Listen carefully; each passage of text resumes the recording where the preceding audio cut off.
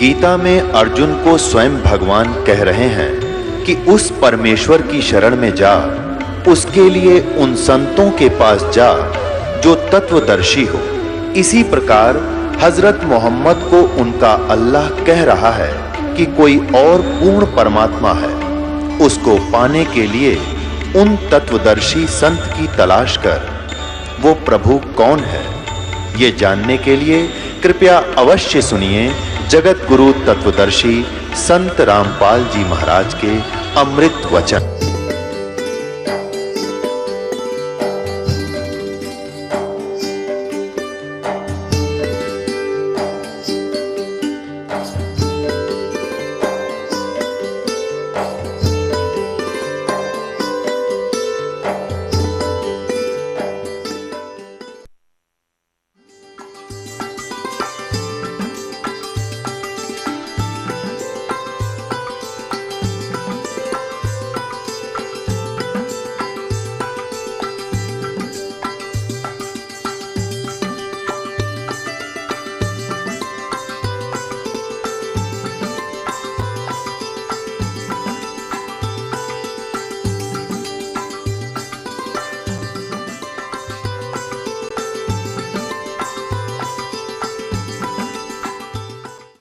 परमेश्वर कबीर जी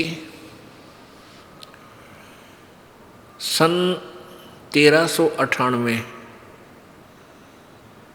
विक्रमी संवत 1455 में सतलोक से चलकर आए और एक कमल के फूल पर काशी शहर में लहर तारा नामक एक कमल के फूल पर एक नवजात शिशु का रूप धारण करके विराजमान हुई। उनके प्रत्यक्ष दृष्टा एक अष्टानंद नाम के ऋषि थे जो महर्षि रामानंद स्वामी जी के शिष्य थे।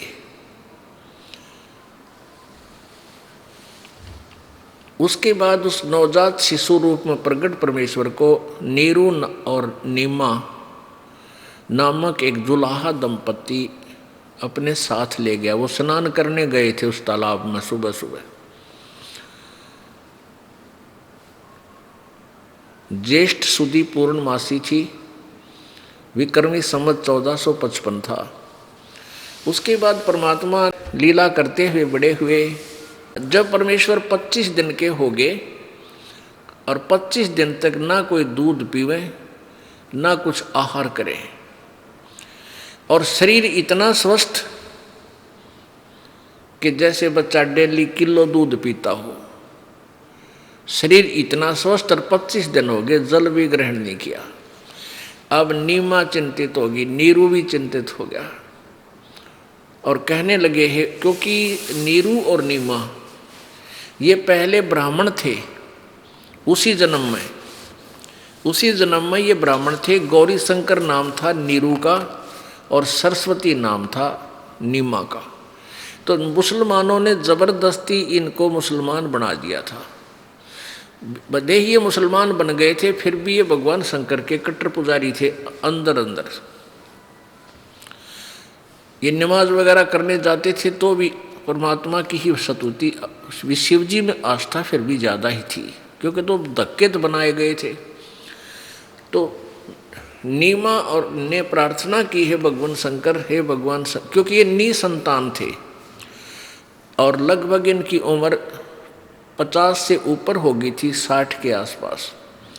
कोई संतान नहीं थी और फिर रोज कसक करते थे, प्रार्थना करते थे शंकर भगवान से कि हमें भी एक खिलौना दे दो प्रभु।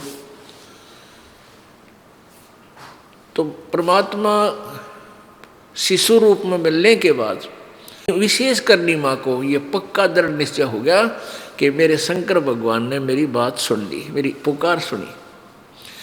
अब वो क्या कहती है कि हे भगवान शंकर, हे शिव जी महाराज, पहले तो इस दासी के पास कोई खिलौना था नहीं, आपने मेरी झोली भरी और मेरी इसके अंदर इतनी आस्था बन गई कि मैं इस बालक बिना जीवित नहीं रह सकती। मेरा इतना मोह बन गया इसमें, ना जाने इसमें कितना अट्रैक्शन है, कितना प्यारा है ये बालक। इसको मैं सीने से लगाती हूँ, मुझे अलग से आनंद आता है अपने बेटे को जब सीने से लगाती हूँ। और अब ये मरेगा क्योंकि 25 दिन हो गए इसने अन्न नहीं खा लिया, ना दूध पिया, जल तक भी नहीं अंदर गया इसका। ये भगवान, ये कभी भी मौत को प्राप्त हो सकता है। और बुरी तरह रो रही है, कई दिनों से लगातार रो रही है, डेली प्रार्थना करती है, उसका भी खाना छूट गया, रोना रोना शेष रह गया। एक दिन भगवान शिव जी शिवपुरी से आए अपने शिवलोक तक, और एक साधु का रूप बनाया, ऋषि रूप बना करके कहने लगे माता, कहने लगे हे माई तू क्यों रो रही है, बोल बेटी क्या दुख है तुझे। अब नीमा बोली कि ब्राह्मण मेरे दुख को मत सुने, आपको भी आंसू आ जाएंगी। यूं कहकर फिर रोने लगी। भगवान शिव ऋषि रूप में विराजमान थे, कहने लगे माई, यूं कहते हैं अपने दुख को किसी को बता दे तो हल्का हो जाता है। आप बताओ, हो सकता है मैं कुछ आपका समाधान बता सकूं। तो रोते रोते बता रही है कि भगवान, कहने लगी ऋषि जी, पहले तो अभागिन के कोई संतान नहीं थी, और एक दिन मैंने हृदय से अपने भगवान शिव जी से प्रार्थना की थी। उन्होंने मुझे लहर तारा तालाब में कमल के फूल पर एक बालक दे दिया, ये बच्चा विराजमान है, और उस दिन से आज तक 25 दिन का हो गया प्रभु। ए ऋषि जी, बच्चे ने दूध नहीं पिया, अब ये मरेगा और साथ मैं मरूंगी, आत्मघात करूंगी, मैं इसके बिना जी नहीं सकती, मेरा इसमें इतना मोह हो गया। भगवान शिव जी गदगद हुए और कहने लगे दिखा तेरा बेटा कहाँ है माई।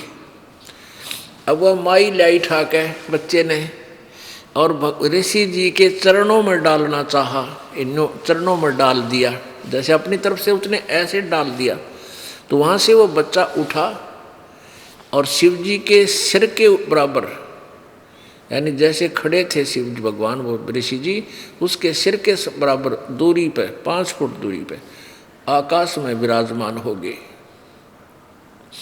अपने आप बगैर किसी आलंब के। अब वो निम्मा तन्यो सोच रही इस बाबा जी में करामात है, बेटे को इतना ऊंचा रख कर दिया। और वो लीला मालिक की थी कि वो शिव जी के चरणों में, क्योंकि वो उनके बच्चे हैं, और एकदम उनसे आकाश में वहाँ खड़े हो गए। तब भगवान शिव जी ने ऐसे किया और उनके हाथों में आ गए। हाथों में जब आए गोद में, तो शिव जी से परमात्मा ने कहा कि हे शिव जी, हे शिव भगवान, पहचान खुद मालिक थे, इनको कहो कि ये एक कंवारी गाय ले आवें, और कंवारी गाय का दूध पीऊँगा, आप उसके कमर पे थपकी लगा देना, वह दूध दिया करेगी डेली। तो ऐसी कंवारी गायों का मैं दूध पीऊँगा जब तक मैं अन्न आहार करने योग्य नहीं होता। अब शिव जी भगवान के साथ ऐसे 7 बार चर्चा की, और माई ने सोचे 25 दिन का बालक बोला कैसे। तो वह नीमा ये समझ रही कि इस बाबा जी में करामात है, मेरा बेटा बुला दिया। चलो जैसे भी था, शिव जी ने कहा कि माई तेरा पति कहाँ है। उसने आवाज़ लगाई, नीरू भी आ गया। शिव जी ने कहा कि बच्चा जाओ एक कुंवारी गाय ले आओ, और एक कुम्हार के घर से एक स्वच्छ पात्र ले आना, 4-5 किलो 4-5 लीटर दूध आ जाए, ऐसा 5-7 लीटर का एक घड़ा ले आना स्वच्छ।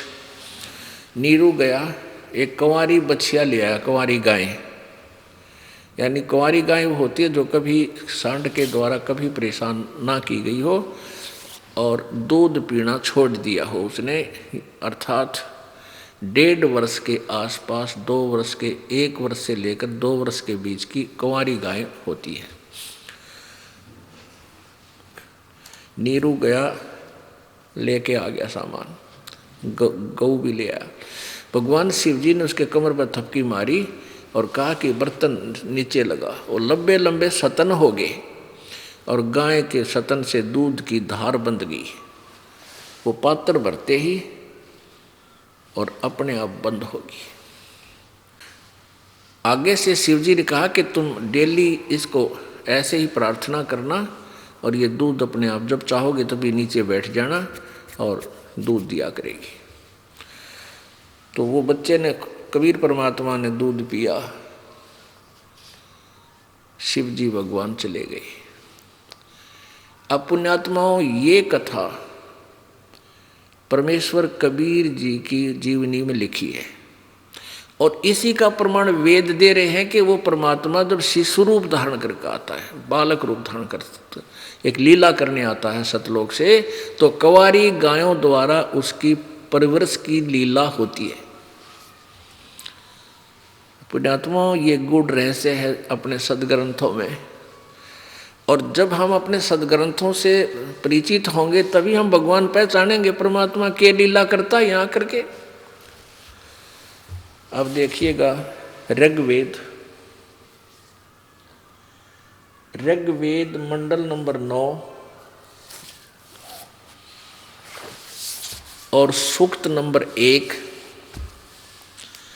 मंत्र नंबर 9, 9:1-9, मंडल 9, सूक्त 1 और मंत्र 9 में आपको दिखाते हैं। देखिएगा, ये ऋग्वेद हिंदी भाषा 9 से 10 मंडल। ये कहाँ से छपा है?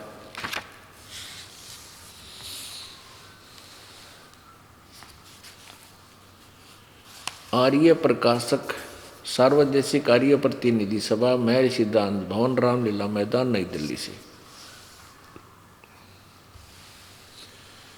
मुद्रक है Prince offset printers, 1510, Pataudi house, Daryaganj, नई दिल्ली से। ये देखिएगा, ऋग्वेद मंडल नंबर 9, सूक्त नंबर 1 और मंत्र नंबर 9, इन्हीं के द्वारा अनुवादित।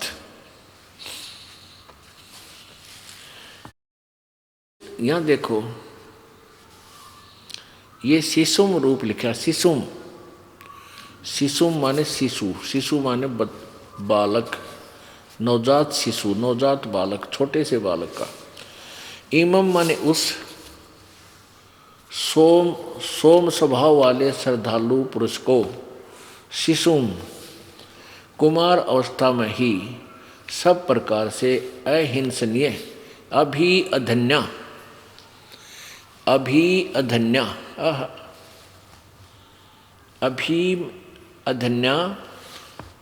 सब प्रकार से अहिंसनीय, धेनव माने गौवें तृप्त करती है।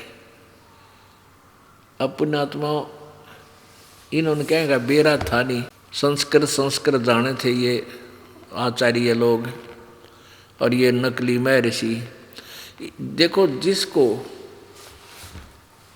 रामायण की कथा का मौखिक ज्ञान नहीं और उस व्यक्ति को तुलसीदास जी कृत वो चौपाई वाली रामायण दे दी जावे और वो बेसिक हिंदी पढ़ रहा हो,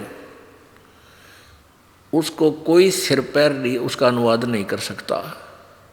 पुण्यात्माओं, ये सृष्टि रचना रूपी रामायण जिसका याद है वो इन सदग्रंथों का अनुवाद आसानी से कर सकता है। इस दास ने संस्कृत सिर्फ 8वीं तक पढ़ी थी और 8वीं तक संस्कृत ऐसी हो जैसे हिंदी भी ना ढंग से आओ, उसकी अक्षर भी ना पढ़ने आओ, 2-3 वर्ष पढ़ी जाती है। अर्थात कभी संस्कृत से हम परिचित नहीं, लेकिन ये क्योंकि हम तत्व ज्ञान से परिचित हैं और शब्द कोश हमारे पास है, उस और दो ये समझ लो चौपाई हैं, ये मंत्र हैं, जैसे कबीर जी के दोहे हैं, अब उन दोहों का अर्थ भी नहीं कर सकते ये बिना जिसको सृष्टि रचना का ज्ञान नहीं। कबीर जी के सुख संवेद को तो कद्दे भी अनुवाद नहीं कर सकते, वो तो हिंदी में ही वर्णित है।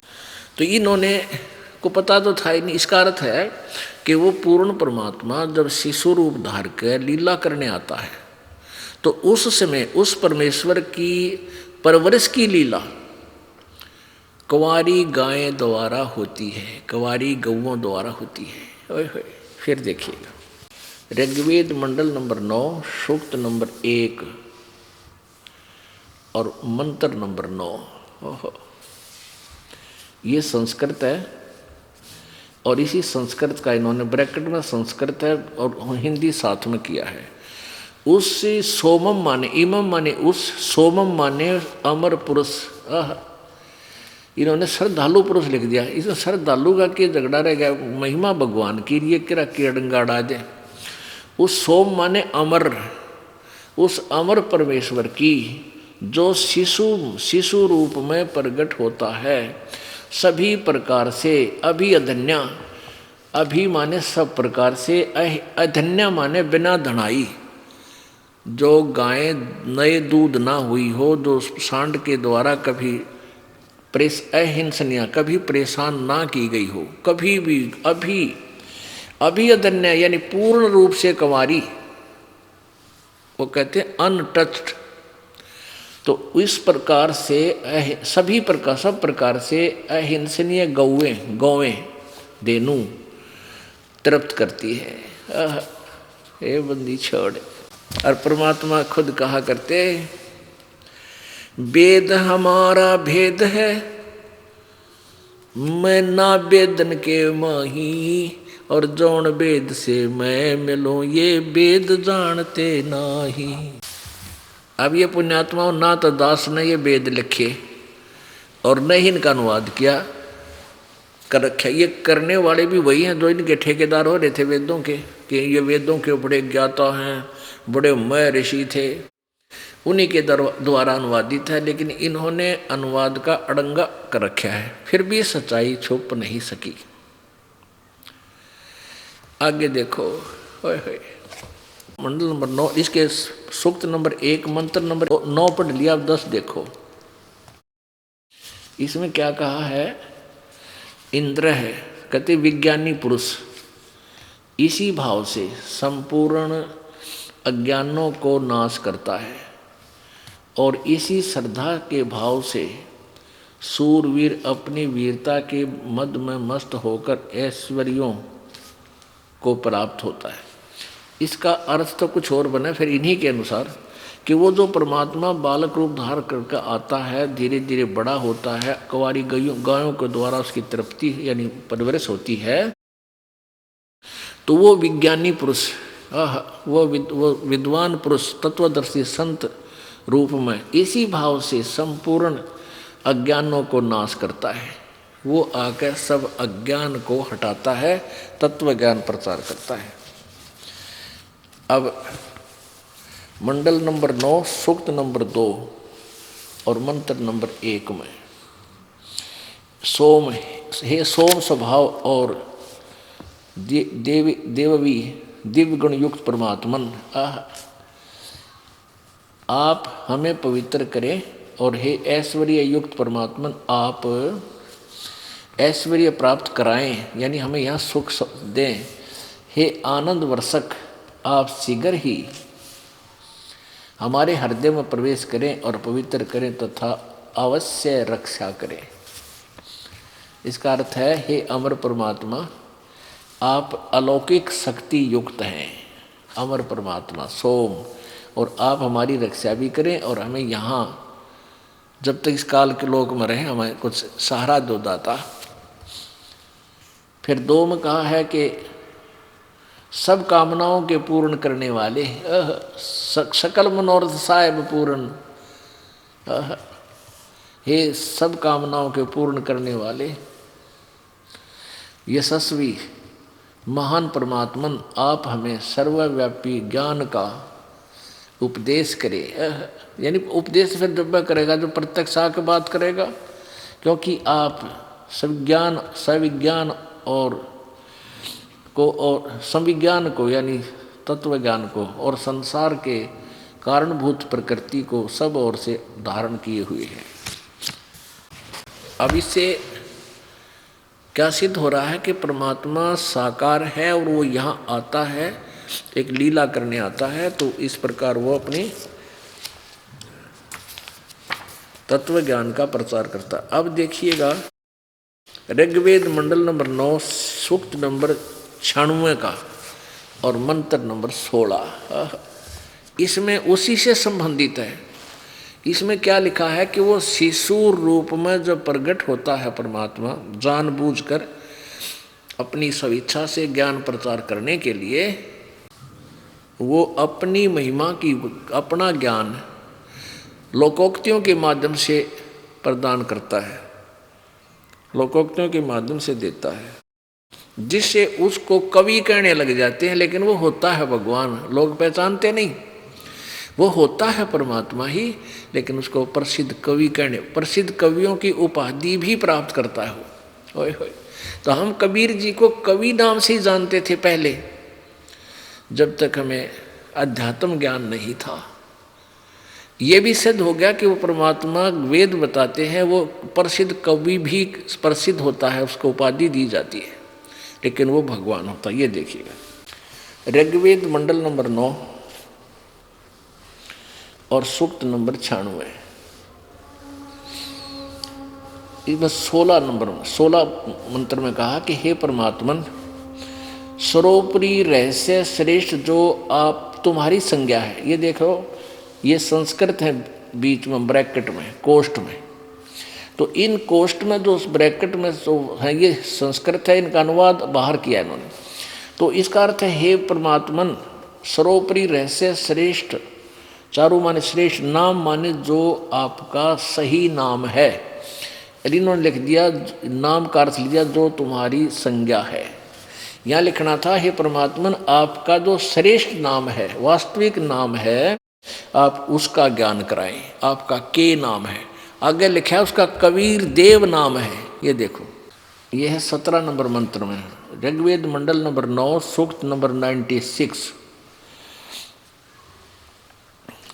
और मंत्र नंबर 17 96 के 17 में यह लिखा है, शिशुम जगानम हरियंतम मर्जंती शुभंती विहीन मरुतो गणेन। यह है कबीर गिर भी, कबीर, ये गिर गिर ग के ऊपर ई की मात्रा के साथ रह लग गया है, यूँ रह लग गया। गिर भी काव्यना कवि, इसको हम कबीर भी बोल सकते हैं, कबीर, क्योंकि आप सर्ग जैसे पुनः पुनर दोनों बोल सकते हैं। पुनः ऐसे भी लिख सकते हैं और पुनः के साथ में रह ला के हलंत ला सकते हैं। कबीर संत सोम, संत सोम है, पवित्र अत्यति रेभन, रेभन माने ऊंची आवाज करके बोलता है वो परमात्मा। शिशुम, इसका अर्थ है शिशुम जगानम हरियंती, हरियंतम मर्दंती शुभंती। इसका अर्थ है कि हरियंतम शिशुम यानी मनुष्य के बच्चे के रूप में, शिशु, शिशु रूप में वो परमात्मा स्वेच्छा से जानबूझकर, जज्ञानम, जय माने प्रगट होना और ज्ञान माने ज्ञान से, अपने सूझबूझ से वह स्वयं बालक रूप धारण करके प्रगट होता है। इन्होंने क्या अर्थ किया कि शिशुम, उस परमात्मा को, शिशु का अर्थ क्या है, उस परमात्मा को जो इन्होंने संस्कृत में अपना कोई और श्लोक लेकर इसका अर्थ करने की चेष्टा की है। शयति सूक्ष्म करोति प्रलय काले जगदिति, शिशुम परमात्मा, शिशुम परमात्मा, अरे शिशु परमात्मा, वो बालक भगवान, बालक रूप भगवान, इन्हीं के शब्दों। और वेद क्या बता रहे, उस बालक रूप भगवान को जो सदा प्रगट है, सो यानी सदा साकार में है, उसको जो अत्यंत कमनीय है, उसको उपासक लोग बुद्धि विषय करते हैं और शुभंती, उसकी स्तुति द्वारा उसके गुणों का वर्णन करते हैं। और विद्वान लोग उस गतिशील परमात्मा का, जो चल कर आता है यहाँ पर, गणों का द्वारा वर्णन करते हैं। और कवि लोग गिर भी। अब यहाँ इन्होंने क्या गड़बड़ी कर दी, ये है कबीर गिर भी, ये पूरा शब्द है कबीर गिर भी। आप पढ़े लिखे हो हिंदी तो हिंदुस्तान का बालक बालक पढ़ लेगा, बूढ़ा भी पढ़ लेगा। और ये नागरी लिपि है, कोई उर्दू भी कोई ना फारसी भी नहीं, हम नहीं समझ सकते। ऊपर रह लगा है दोनों, कबीर गिर भी। इन्होंने क्या अर्थ किया है यहाँ पर, इन्होंने कबीर को तो कवि ही लिख दिया, दो अक्षर ला दिए, कोई दिक्कत नहीं। और यहाँ गिर भी माने अर्थ कर दिया वाणी द्वारा, कवि का अर्थ लिख दिया कवि लोग, गिर भी माने वाणी द्वारा। और ये लिखना था वो परमात्मा जो बालक रूप धारण करके वो शिशु रूपधारी भगवान जब ज्ञान माने प्रकट होकर फिर बड़ा होता है, तो वो फिर अपनी महिमा की वाणी कबीर गिर भी, कबीर वाणी द्वारा। हम यहाँ लिखते हैं कबीर और गिर भी माने वाणी द्वारा ने अर्थ करे रखा है। कबीर वाणी द्वारा कविताओं के की तरह काव्य कविताओं से यानी लोकोक्तियों के माध्यम से, शब्दावलियों के माध्यम से, वाणियों के माध्यम से, दोहों के माध्यम से उच्चारण करते हैं। सोम स्वरूप वो अमर परमात्मा, पवित्र वह परमात्मा कारण अवस्था में अतीत सूक्ष्म प्रकृति को। अब देखो रेभन सन गर्जता हुआ, इवन की अकल देखो, यो सन की थाया रेबन की यहाँ से इसका जाल आया, ये तो अलग है संत, ये अर्थ ही रेभन। इन्होंने तय और दाने दोनों मिला के यो सन बना दिया। इसका रेभन सन यानी गरजता हुआ, अत्यति अतिक्रमण करता है। इन्होंने तड़ंगा करने का ठेका ले रखा था, ज्ञान तो इनको था ही नहीं, करा के का के बना दिया। अब इसका क्या अर्थ है, ये तो इसलिए दिखाना अनिवार्य है कि यदि दास अपनी तरफ से अनुवाद करके किसी को दिखाओगा कत्ती नहीं मानना है। क्योंकि पहले तो कबीर जी ने अनपढ़ बताया करते कि वह शिक्षित था, के जाने वेदों शास्त्रों के बारे में। अब इस दास को कहते हैं कि ये के जाने रामपाल संस्कृत के बारे में, ये तो विद्वान पुरुष बता सके। इन विद्वानों ने काट रखी राय तो पहले किसी बता रखी है। उस परमेश्वर ने 600 वर्ष पहले बता रखा था वो ज्ञान, जो आज इस दास ने उसके ऊपर से अड़ंगा हटाने में इतना मजदूरी करनी पड़ रही है, मेहनत करनी पड़ रही है। इस दास ने परमेश्वर जी के दिए हुए ज्ञान का सारांश निकाल के और इस आध्यात्मिक ज्ञान गंगा रूपी सदग्रंथ को जैसे घी ता दिया करे ना, गर्म करके उससे सारा मैल निकाल के और शुद्ध घी भर दे, वो 20 वर्ष 50 वर्ष खराब नहीं हुआ। तो ऐसा इस अध्यात्म ज्ञान को ताके यानी शुद्ध करके इसमें रख दिया। अब इसमें देखिएगा, आपको दिखाते हैं जहाँ इसी मंडल का अनुवाद किया गया है। आध्यात्मिक ज्ञान गंगा, इस पवित्र पुस्तक में आप देखेंगे इसका यथार्थ अनुवाद। ये देखिएगा, ऋग्वेद मंडल नंबर 9 सूक्त नंबर 96 मंत्र 16 में, हे परमेश्वर आप सब आयुध अपने तत्व ज्ञान रूपी शस्त्र से युक्त हैं। ये जैसे गीता जी अध्याय नंबर 15 के श्लोक नंबर 3 में कहा है कि जब तत्वदर्शी संत मिल जाए तो उसकी पहचान भी बता रखी है। तत्व उसमें क्या बताया है कि जब तत्वदर्शी संत मिल जाए तो उसके पश्चात असंख्य शस्त्रेण छित्वा, इन्होंने तो कुछ और ही लिख रखा है। उसका अर्थ है कि तत्व ज्ञान रूपी हथियार के द्वारा काट के, यानी तत्व ज्ञान रूपी शस्त्र से इस उलझी हुई गुत्थी को काट के, अर्थात तत्व ज्ञान से समझ कर उसके पश्चात 15वें अध्याय के 4 श्लोक में कहा कि उसके पश्चात उस परम पद परमेश्वर की खोज करनी चाहिए, जहाँ जाने के बाद साधक फिर कभी लौट कर नहीं आते, अर्थात पूर्ण मोक्ष होता है। तो उसी का यहाँ कहा है कि आप अपने उस तत्व ज्ञान रूपी शस्त्र युक्त हैं और उस शस्त्र से आप इस अज्ञान को काट के और हमें अपना वास्तविक नाम बताएं।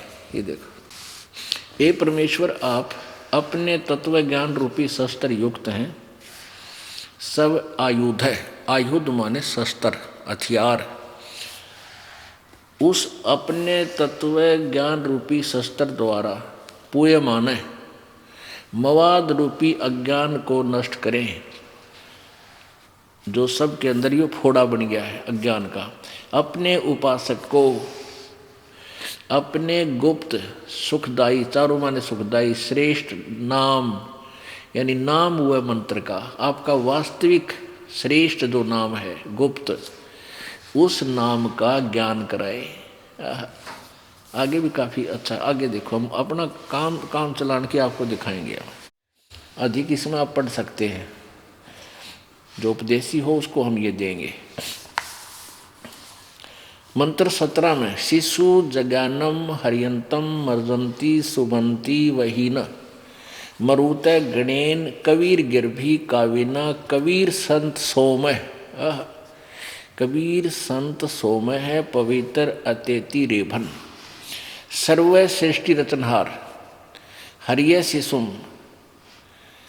उस सर्व कष्ट हरण पूर्ण परमात्मा मनुष्य के विशाल विलक्षण बच्चे के रूप में जज्ञानम जानबूझकर प्रकट होता है तथा अपने तत्व ज्ञान को तम माने उस समय मर्जंती निर्मलता के साथ शुभंती उच्चारण करता है, वही न प्रभु प्राप्ति की लगी विरह रूपी अग्नि वाले मरुत माने भक्त, गणेन माने समूह के लिए, काव्यना कविताओं द्वारा, कविताओं से यानी लोकोक्तियों के माध्यम से, शब्दों के माध्यम से, पवित्रम अत्यधिक निर्मलता के साथ कबीर गिरभी, कबीर वाणी अर्थात कबीर वाणी द्वारा रेभन, उन्होंने गरजता हुआ लिखा है, ऊंचे स्वर से संबोधन करके बोलता हुआ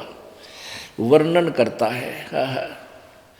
वो कबीर संत सोम, वह अमर पुरुष अर्थात सतपुरुष, संत अर्थात ऋषि रूप में स्वयं कबीर देव ही होता है, परंतु उस परमात्मा को न पहचान कर कवि कहने लग जाते हैं, परंतु वह पूर्ण परमात्मा ही होता है, उसका वास्तविक नाम कबीर देव है। अब देखिएगा 18वें में 17 आपने पढ़ लिया, इसका भावार्थ है ये, वैसे इसका ये भी बहुत निर्णय देगा, लेकिन उसमें समझाना और उचित था। 18वां ऋग्वेद मंडल नंबर 9 सूक्त नंबर 18 का 9 का मंडल नंबर 9 सूक्त 96 मंत्र 18 में ऋषि मना, संस्कृत देखिए, ऋषि मना ये ऋषि कर्त सर्वसे सैंसणिथा सैंसर अणिथ पदवी कवि नाम तृतीयम धाम महिष शिष्या संत सोम विराजमानु राजती सतुप। इसका अर्थ है वेद बोलने वाला ब्रह्म कह रहा है कि जो पूर्ण परमात्मा विलक्षण बच्चे के रूप में आकर कवि नाम प्रसिद्ध कवियों की पदवी, यह संस्कृत है, उस मूल संस्कृत में पदवी ये लिखा पदवी, इसका अर्थ है उस कवि नाम पदवी, प्रसिद्ध कवियों की पदवी उपाधि प्राप्त करके अर्थात संत या ऋषि की भूमिका करता है, उस ऋषिकृत, यह संस्कृत में ये ऋषि मना ये ऋषिकृत, उस ऋषिकृत अर्थात संत रूप में प्रकट हुए प्रभु द्वारा रची सहस्र अणिथ हजारों वाणी, ऋषि मना संत स्वभाव वाले व्यक्तियों अर्थात भक्तों के लिए, उनके अनुयायियों के लिए सर्वसा स्वर्ग के तुल आनंददायक होती है, अर्थात बहुत ही अच्छी लगती है। सोम वह अमर पुरुष अर्थात सतपुरुष, तृतीय तीसरे धाम, धाम माने धाम, ये देखो तुर्यम माने तृतीयम माने तीसरा, धाम माने लोक में रहता है। तृतीया माने तीसरे, धाम माने मुक्ति लोक अर्थात सतलोक की महिष्य माने सुदृढ़ पृथ्वी को, सतलोक की पृथ्वी को शिष्या माने स्थापित करके, यानी सतलोक की रचना करके, पश्चात अनु माने पश्चात, संत मानव सदृश संत रूप में सतुप, गुम्मद अर्थात गुम्मज में ऊंचे टीले रूपी सिंहासन पर विराजमानु राजती, उज्ज्वल सथूल आकार में अर्थात मानव सदृश तेजो में शरीर में विराजमान है। ओह बताओ भाई, वेदों ने के कच्चा छोड़ रखा है। परमात्मा कहते वेद मेरा भेद है, पर मैं ना वेदन के माही, और जौन वेद से मैं मिलूँ ये वेद जानते नहीं, क्योंकि उसके पाने की विधि नहीं है चारों वेदों। अब इन्हीं के द्वारा देखा। अब देखो ये वेदों के बताने वेदों के ठेकेदार ये महर्षि दानंद जैसे सत्यार प्रकाश में लिखा कि परमात्मा निराकार है, वो किसी एक लोक धाम में कितना नहीं रहता, एक देशीय नहीं है, वो तो सर्वव्यापक है। और वेदों को सत्य मानते हैं, और वेद कह रहे हो तो एक देशीय है, एक स्थान पर रहता है सतलोक में, वो तीसरे धाम में रहता है। देखो ये क्या बताना चाहते हैं, इन्हीं का अनुवाद देखिए। ये वही वेद है, ऋग्वेद मंडल नंबर 9 सूक्त 96 इसका मंत्र 16 हमने पढ़ लिया, 17 पढ़ लिया, और ये 18 पढ़ लिया। ऋषि मना ये ऋषि कर सौरसा सहस्रणिथ पदवी कवि नाम तृतीयम धाम महिष्य संत सोम शिष्या संत सोम विराजमानु राजती सतुप। सतुप का अर्थ होता गुम्बज में। यहाँ देखिएगा अनुवाद है इन्हीं का। सोम स्वरूप परमात्मा यानी अमर परमात्मा पालन की इच्छा करता हुआ महिष्य जो महान वह परमात्मा तृतीयम धाम। अब इसका तृतीयम माने तीसरा, धाम माने लोक, यानी तीसरे। यहाँ पहला एक लोक एक धाम तो ये काल का, दूसरा धाम ये ब्रह्म परब्रह्म का, और तीसरा पूर्ण ब्रह्म का उस सतलोक में। तो तीसरे धाम इन्होंने देवान और पितरान ये तो अपनी तरफ से लिखा है, इन दोनों से पृथक तीसरा जो मुक्ति धाम है उसमें विराजमान है, ये लिखना था। इन्होंने ज्ञान योगी और लिख दिया इसमें अपनी तरफ से। ये ज्ञान योगी का जिक्र थोड़ा भगवान के लिए महिमा है, उसको प्रकाश करने वाला है अनुराजती। अपने आत्माओं इन्होंने तो कोई ज्ञान तो था ही नहीं, और परमात्मा कहते हैं निरंजन धन तेरा दरबार, निरंजन धन तेरा दरबार, जहाँ पर तनिक ना न्याय विचार, जहाँ पर तनिक ना न्याय विचार। भाई वैश्या ओढ़े मुल मुल खासा, गल मोतियों के आरे। वैश्या ओढ़े मुल मुल खासा, गल मोतियों के आर। पति भरता को मिले न खादी, वो सूखा नरस आहार। निरंजन धन तेरा दरबार, निरंजन धन तेरा दरबार। पाखंडी की पूजा जग में, संत को कहें लबाड़े। पाखंडी की पूजा जग में, संत को कहें लबाड़े। अज्ञानी को परम विवेक की, और ज्ञानी को मूड गंवार। निरंजन धन तेरा दरबार, निरंजन धन तेरा दरबार, जहाँ पर तनिक न न्याय विचार। कह कबीर सुनो भाई साधो, या सब उल्टा व्यवहारे। कह कबीर सुनो भाई साधो, या सब उल्टा व्यवहार। ये सच्चों को तो झूठा बतावे, इन झूठों का एतबार। निरंजन धन तेरा दरबार, निरंजन जहाँ पर तनिक न न्याय विचार। जहाँ पर निरंजन धन तेरा दरबार। भाई कह कबीर सुनो भाई साधो, यहाँ सब उल्टा व्यवहार। कह कबीर सुनो भाई साधो, यहाँ सब उल्टा व्यवहार। साचों को तो ये झूठा बताओ, इन झूठों का एतबार। निरंजन धन तेरा दरबार, निरंजन धन तेरा दरबार। परमात्मा कहते रहे काल तने जुल्म कर रखे, निकम्मे अड़ सारे उल्टे काम। एक निकम्मी लड़की दुष्कर्म से ना जाने कितना धन कमा कर मौज मारती है अपने आप में, और एक जो पति भरता है, जो नेक बेटी है, उसको तू समय पर टूक भी नहीं प्रदान करने देता, क्योंकि यूँ चाह है कि ये सभी अपराधी बन जा और अपराधी बनकर मेरी कैद में ही पड़े रहे, बाहर ना जाऊं। और ये नकली संत भेज के इतने जुल्म करा दिया। परमात्मा ये ज्ञान दिया करता जो दास, आज उन्हीं की महिमा, उन्हीं की बताई हुई बता रहा है। लेकिन उस समय ये अज्ञानी ऋषि ब्राह्मण गुरु नो क्या करते, कबीर तो झूठा है, कपटी है, हमारे वेद शास्त्रों की निंदा करता है, अपने आप को भगवान बताता है, ब्रह्मा विष्णु महेश को नासवान बताता है, इसको मारो डले, इसको मार दो, फूक दो, फक भगा दो। परमात्मा कहा करते निरंजन धन तेरा दरबार। अरे काल धन है तेरा ये 21 ब्रह्मांड का राजपाट, ये तेरा न्याय है। यहाँ पर जहाँ तनिक नहीं न्याय विचार, इन पाखंडियाँ की पूजा जग में, ओहो इनके तो मंडलेश्वर महेश्वर पता नहीं के नाम दे रखे हैं, और बड़ी दुनिया इनके पीछे ला रखी, क्योंकि काल मन है और मन ही प्रेरित करके इनको वहाँ ले जाता है। उनके पास तो बड़ा संत है, बड़े ऋषि हैं, और कहते हैं पाखंडी की पूजा जग में संत ने कहें लबाड़, और इन अज्ञानियों ने तो मैं ऋषि कहें। और परमात्मा कहते हैं और मुझे नो कहीं लबाड़ है, जो मुँह में हुआ कह रहा है। ब्रह्मा विष्णु महेश को नासवान बता रहा है, इसलिए मुझे लबाड़ बोल रहे हैं, ये बकवाद करे।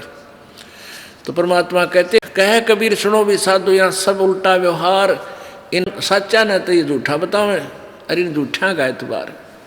अब इसमें स्पष्ट हो गया कि परमात्मा ये कबीर जी है, वो कबीर है, कबीर संत सोम, वो कबीर परमात्मा है जो संत रूप में आकर, तत्वदर्शी संत रूप में आकर भूमिका करता है। उस समय अपनी वाणियों को हजारों वाणी, असंख्यों वाणी बोलता है कबीर वाणी के द्वारा।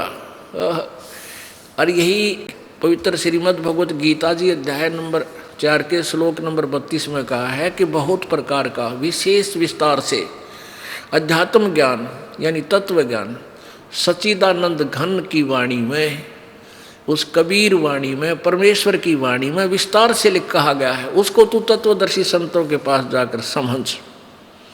अध्याय नंबर 4 के श्लोक नंबर फिर 34 में कहा है कि जो ज्ञान 32 में मैंने बताया है सच्चिदानंद घन की वाणी का, चौथे अध्याय के 32 में, उस 34 में कहा है कि उस तत्व ज्ञान को जो परमेश्वर के मुखारबिंद से उच्चारित है, वो वाणी, वो कबीर वाणी, उसमें पूर्ण रूप से कंप्लीट नॉलेज है।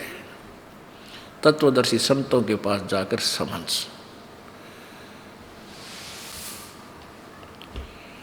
अब परमात्मा कबीर जी जब 2.5 वर्ष के हुए तो कबीर परमेश्वर जी ने क्या किया, क्योंकि आज हम जो कबीर पंथी बने हुए हैं, कबीर पंथी हिंदुस्तान में कम से कम बताता हूँ आपको 4 करोड़ हैं, ज़्यादा हो तो भी शायद हो सकते हैं। और 4 करोड़ के 4 करोड़ मिसगाइडेड हैं, जो अपने आप को कबीर साहब को मानते हैं कि हम कबीर पंथी हैं। जैसे ये पारख वाले हैं, पारखी बोलते हैं अपने आप के, वो तो कबीर पंथ में कीड़ा है, वो तो इसके नाशक हैं, और वो भी अपने आप को कबीर पंथी कहते हैं। और उल्टा ज्ञान सारा, वो कहते हैं जीव ही ब्रह्म है। अरे ये तो शंकराचार्य पहले न कह के चले गए को 1500 वर्ष पहले, जीव ही ब्रह्म है। अगर जीव ब्रह्म है तो फिर भक्ति किसकी कर रहे हो, मेडिटेशन किस लिए कर रहे हो तुम, उसको खोजने के लिए। किसको खोज रहे हो, जो तू ही भगवान है, फिर ढूंढ किस न रहा, दिखा है सो दूसर होई।